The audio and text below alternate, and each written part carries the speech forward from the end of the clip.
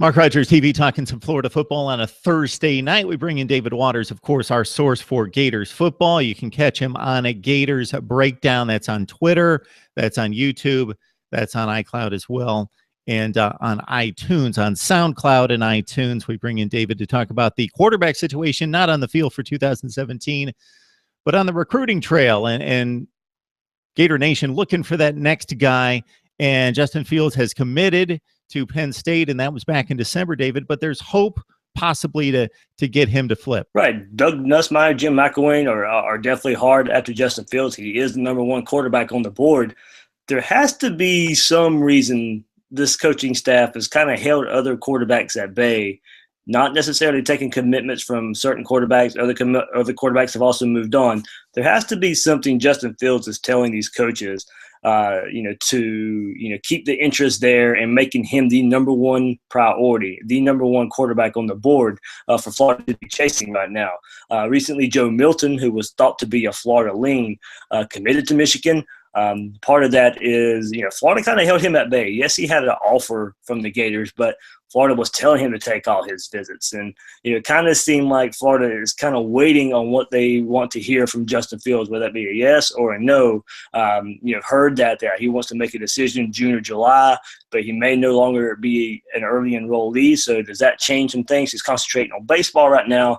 So not a lot to get from Justin Fields as he's concentrating on that. He's kind of a very private guy. I know you've had him on your show before, talking not long after he committed to Penn State. But as far as a lot of interviews go and a lot of just rah-rah out there on Twitter or anything, you don't hear a lot from Justin Fields. So, he's maybe visited Florida a couple times before now, but it looks like he maybe will do a popular visit where people know actually about the visit in June. So, we'll see what comes out of that. He is definitely the number one target on the board, but also look out for Jarren Williams, who recently decommitted from Kentucky.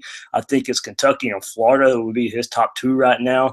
It does kind of simply, some people, Gator Nation says, oh, that should be an easy decision. Florida or Kentucky. Florida's got the pedigree, Kentucky doesn't. He really likes the Kentucky staff. So while he did, he said the reason he decommitted was he has a lot of respect for that Kentucky staff. He's going to look around. You also, far away on the outside looking in, have Alabama, Florida State, and Auburn. But it does seem to be a Florida-Auburn battle. Doug Nussmeier, Jim McElwain are hard after him as well. And it's going to be very interesting to see if Williams wants to make a decision before Fields potentially flips. If he commits to Florida, will Florida take his commitment before Florida finds out anything from Justin Fields? And if he does commit to Florida, how does that affect Justin Fields?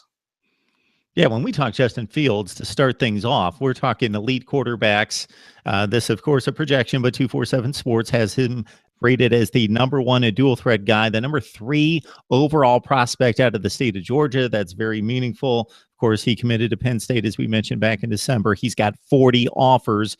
Jarren Williams, I've spoken with Kevin McDuffie from Last Word on College Football about that commit to Kentucky, and you mentioned the ties to the Kentucky staff.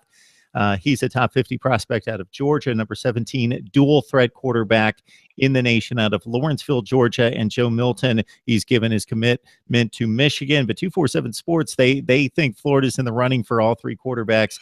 And Milton, top 10 pro style out of Orlando, top 45 prospect out of Florida. Yeah, and Mark, and think about what you look at these three guys, 2 of them at least, more dual threat guys than the traditional pocket passer that you've seen from Jim McElwain. So what you can see here, there is a philosophical shift from what you've seen Jim McElwain to recruit before to what you're seeing him recruit now. Artur Sitkowski, a commit to Miami, was also thought to be a heavy Florida lean back earlier this year. And Sitkowski committed to February after contact from Florida coaches had fell off. Not too long ago, he did come out and say contact is back on now. He has been talking to Doug Nussmeier a little bit more, but that did let you know it looks like Florida is targeting more of a dual threat guy because, Mark, we've seen it. We've seen the struggles Florida has had. So maybe what Jim McElwain is saying, maybe if I do have these struggles that I've had these past couple seasons, maybe if I can at least get a guy that can run a little bit, that can help open some things up for the rest of the offense instead of a guy that has to sit back there, take pounding after pounding. Because we've seen this offensive line. This year, yes, they should be better coming up. But these first 2 years, quarterbacks getting pounded left and right. So if you can get a quarterback with some mobility, not necessarily run first, but these guys, Justin Fields, Jarren Williams, Joe Milton, they're pass first guys, but they also can run.